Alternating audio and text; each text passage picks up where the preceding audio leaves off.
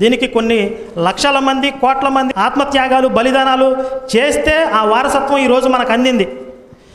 మనం మన పూర్వీకుల్లాగా బలిదానాలు చేయకపోయినా సరే కనీసం వాళ్ళు ఆత్మత్యాగాలు చేసి మనకు అందించినటువంటి ఈ సంస్కృతికి నిలబెట్టడం కోసం నిలబెట్టే ప్రయత్నం కూడా చేయలేకపోతే మనకన్నా దౌర్భాగ్యుడు ఉండడు. అందుకే ఈరోజు ధర్మరక్ష ఉక్కు దీక్ష అని చెప్పి బ్యానర్ పెట్టాం.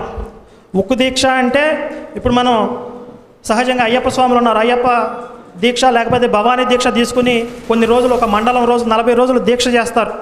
ఆ తర్వాత మళ్ళీ సాధారణ జనజీవనంలోకి వచ్చేస్తారు. కానీ ఇది అలాంటిది కాదు.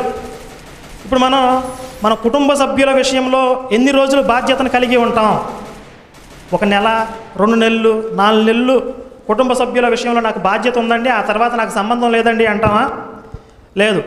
జీవిత